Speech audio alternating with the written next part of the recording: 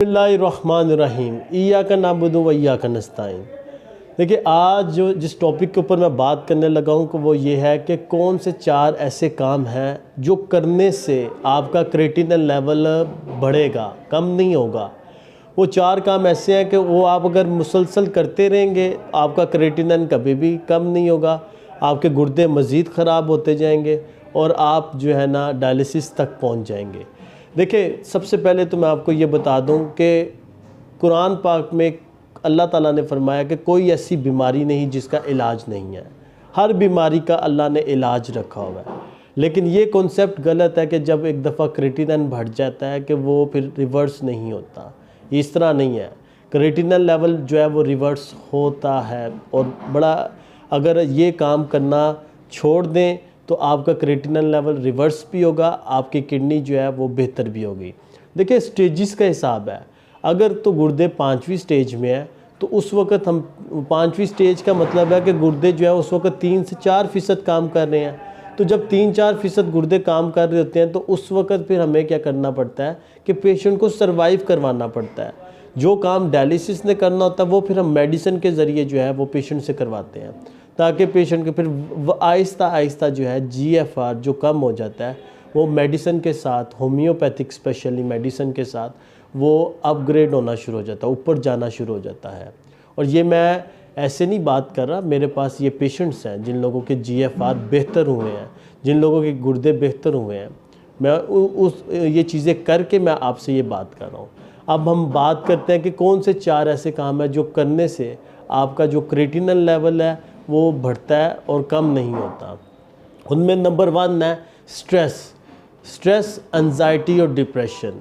ये 3 चीज़ें हैं, 3 लफ्ज़ हैं, ये 3 बीमारियां, ये तीनों बीमारियां हैं कि एक स्ट्रेस भी बीमारी है, एंजाइटी में भी आप जब मुसलसल रहते हैं तो आप डॉक्टर की मेडिसिन खाते हैं, एंजाइटी के लिए भी खाते हैं, स्ट्रेस के लिए भी खाते हैं और डिप्रेशन के लिए भी खाते हैं। और ये तीनों बीमारियां क्या करती हैं, आपके नर्वस सिस्टम को डैमेज करती हैं, आपके दिमाग को डैमेज करती हैं। देखिए, पूरा धड़ जो है ना आपका, ये पूरा धड़ ये आपका नर्वस सिस्टम चला रहा है। अगर आपका दिमाग स्ट्रॉन्ग है ना, स्ट्रॉन्ग है, मेंटल लेवल आपका बहुत स्ट्रॉन्ग है, अगर आप टेंशन नहीं लेते, आप यकीन करें कोई भी बीमारी आपके ऊपर हैवी नहीं होगी। जब आपका नर्वस सिस्टम वीक हो जाता है, जब आपका नर्वस सिस्टम कमज़ोर हो जाता है, उस वक़्त बीमारी जो है वो आपके ऊपर हैवी होना शुरू हो जाती है, क्योंकि उस वक़्त आप फिर स्ट्रेस और एंजाइटी में चली जाती है। आपकी पोटेंशियल एनर्जी जो है वो बिल्कुल, जो फोर्स है, इम्यूनिटी जिसे कहते हैं, वो ख़त्म होना शुरू हो जाती है। और उससे फिर क्या होता है कि आप जो है ना निढाल होना शुरू हो जाते हैं, हर वक्त जो है वो टेंशन के अंदर रहते हैं और उससे आपका ब्लड प्रेशर हाई रहना शुरू हो जाता है। और जब ब्लड प्रेशर हाई रहता है तो वो सारा जो है असर वो आपके गुर्दों के ऊपर पड़ना शुरू हो जाता है, जिससे गुर्दे आपके जो है ना वो ख़राब होते जाते हैं। ठीक है जी। नंबर 2 पे बात करेंगे मेडिकेशन का इस्तेमाल करना। एंटीबायोटिक्स का इस्तेमाल करने वाले लोग, पेन किलर्स का इस्तेमाल करने वाले लोग और आयरन जैसी मल्टीविटामिन्स को इस्तेमाल करने वाले लोग, ये देख लें कि मल्टीविटामिन्स अगर आप यूज़ करेंगे जब आपके किडनी थोड़े से भी डिस्टर्ब है या क्रिएटिनिन लेवल आपका ज़्यादा है तो जो है क्या कहते हैं आपका क्रिएटिनिन बढ़ेगा। आयरन की कोई भी आप मेडिसिन लेंगे वो आपके क्रिएटिनिन को बढ़ाएगी। बेवजह एंटीबायोटिक्स ना लिया करें। मैं आपको सही आपको बताऊं कि एंटीबायोटिक्स 12 महीने में सिर्फ 2 दफ़ा इस्तेमाल होती है। अगर देखा जाए तो 12 महीने में 6 महीने में 1 दफ़ा और 12 महीने में 2 दफ़ा इस्तेमाल की जाती है एंटीबायोटिक। और लेकिन यहाँ पे हम 1 महीने में 3-3, 4-4 दफ़ा एंटीबायोटिक्स का इस्तेमाल करते हैं। वो एंटीबायोटिक्स के असरात हमारी बॉडी के अंदर रहते हैं, जिसकी वजह से जो है ना हमारे गुर्दों के ऊपर असर होता है। अब मेरे पास कुछ ऐसे पेशेंट्स हैं, जब मैं उनसे पूछता हूँ कि जी गुर्दे क्यों ख़राब हुए हैं, क्या वजह बनी है, तो मोस्टली लोग कहते हैं कि जी डॉक्टर साहब हमें तो ब्लड प्रेशर का इशू नहीं था, लेकिन हमें टाइफाइड हुआ है और अब जब टाइफाइड की मेडिसिन ली है उसमें हमने महीना या 2 महीना एंटीबायोटिक का इस्तेमाल किया है, तो उस वजह से हमारे गुर्दे ख़राब हुए हैं। आयरन की मेडिसिन बिल्कुल ना लें। आयरन की मेडिसिन जो है आपके गुर्दों को ख़राब करती है। जब आपके गुर्दे डिस्टर्ब होते हैं फिर आपने ताकत के लिए कोई मेडिसिन नहीं लेनी, क्योंकि फिर उस ताकत की जब मेडिसिन लेंगे आपका क्रिएटिनिन बढ़ेगा। नंबर 3, ब्लड की डेफिशिएंसी के लिए जब आप ब्लड लगवाते हैं, देखिए, जब गुर्दे ख़राब होते हैं तो ब्लड की कमी होती है, और जब ब्लड की कमी होती है तो फिर जो है ना हम क्या करते हैं, हम ब्लड की तरफ जाते हैं कि ब्लड लगवा लें। ब्लड नहीं लगवाना आपने, ये जहन में रखें कि ब्लड आप जब लगवाएंगे, जब भी खून की कमी होगी, ब्लड जब लगवाएंगे और उसमें अगर आपके गुर्दे ख़राब है तो आपका क्रेटिनिन और यूरिया लेवल वो बढ़ जाएगा। ब्लड लगवाने से बेहतर है कि आप आयरन के इंजेक्शंस लगवा सकते हैं, क्योंकि आयरन के इंजेक्शंस मुख्तलिफ इंजेक्शंस हैं, वो आप लगवा सकते हैं। क्योंकि ब्लड लगवाएंगे तो उसके साइड इफ़ेक्ट ज़्यादा हैं, आयरन के इंजेक्शन लगवाने के साइड इफ़ेक्ट नहीं है। लेकिन आयरन के इंजेक्शन से थोड़ा बहुत क्रेटिनिन बढ़ेगा, लेकिन कोशिश करें कि नेचुरल तरीके से अपना ब्लड बनाएं।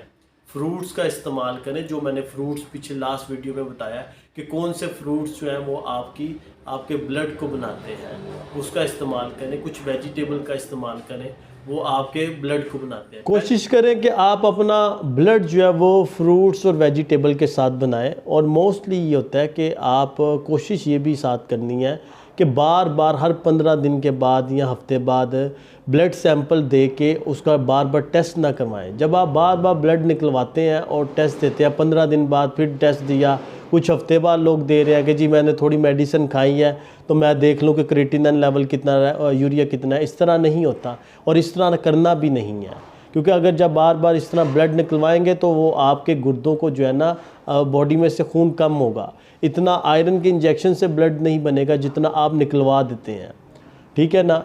और नंबर 4, एक चीज़ हमेशा याद रखें, जिन लोगों का क्रेटिनिन बढ़ा हुआ है और वो लोग अगर एक्सरसाइज नहीं करते, उन लोगों का कभी भी गुर्दे ठीक नहीं हो सकते।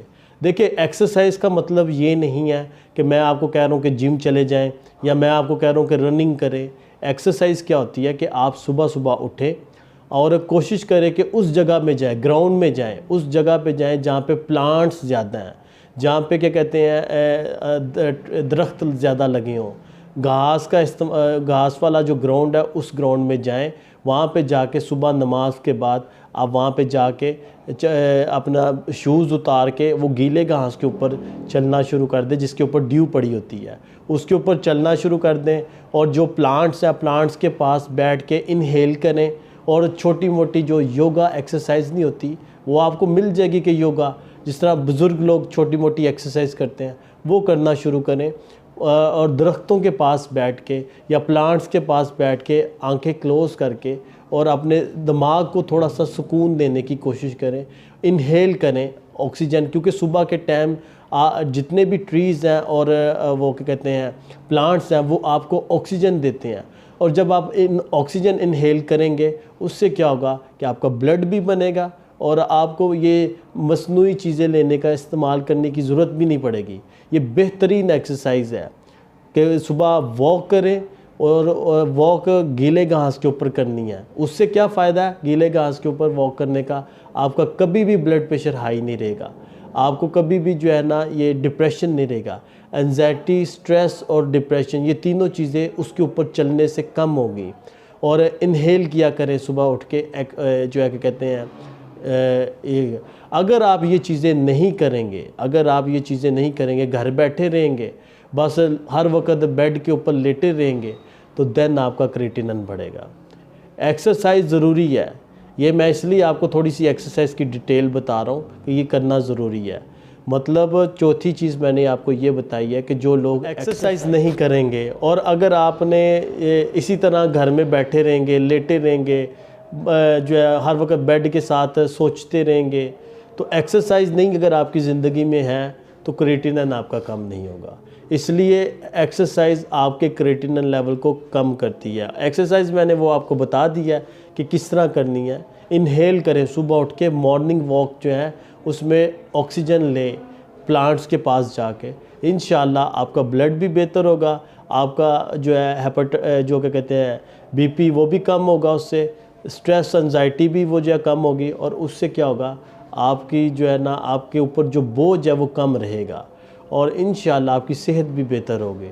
तो ये थी मेरी आज की वीडियो, ज़रूर देखें इसको, इसके ऊपर अमल करें। ये जो चीज़ें मैं आपको बता रहा हूँ इन चीज़ों के ऊपर अमल ज़रूर करें, इंशाल्लाह आपके गुर्दे जो है वो बेहतर होंगे। अल्लाह ताला आपको खुश रखे जी।